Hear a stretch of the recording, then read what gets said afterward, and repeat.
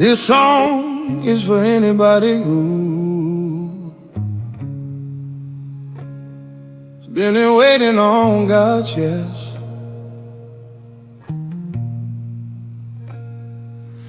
It's for the sister or brother who refuses to accept God's no for an answer.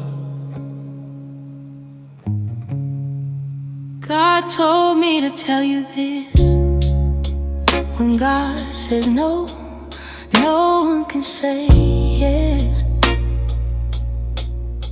Persistency is disobedience at its best. No one can fathom God's reasons. They can only be patient until due season. Then not a second before He'll open the door. When God says no, He doesn't want to hear about it no more. It's not a blessing He's holding back. It's intentional delay to keep you on track. What you want is either not meant for you, or God knows that with it you wouldn't know what to do.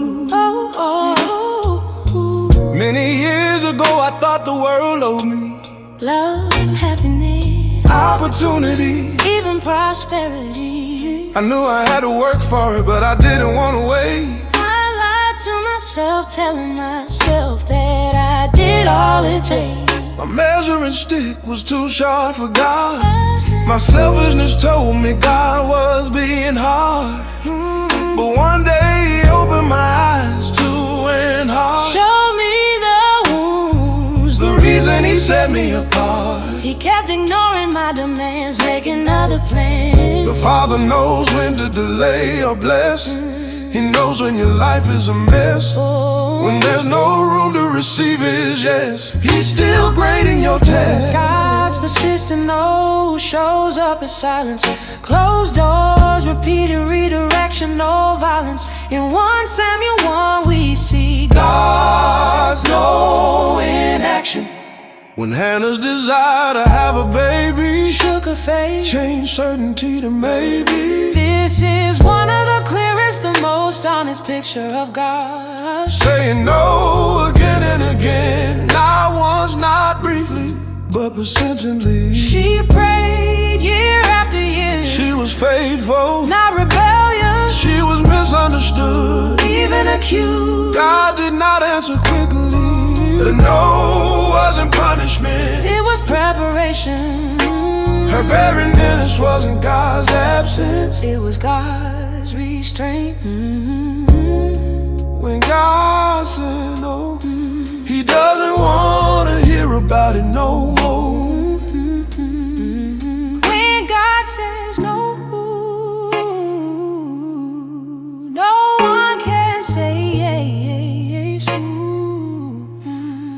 Persistency is disobedience at its best. No one can fathom God's reasons.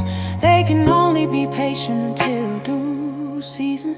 Then in not a second before He'll open the door. Sometimes it's no, it's not rejection, it's redirection, protection, or timing bigger than our pain. To understand this, one must acknowledge the power in the name. When God says no, He doesn't want to hear about it no more. He knows the difference between wants and needs. He wants you to keep water in His seed. I know you think you deserve it all, but you can't have it until His no becomes your yes. With permission to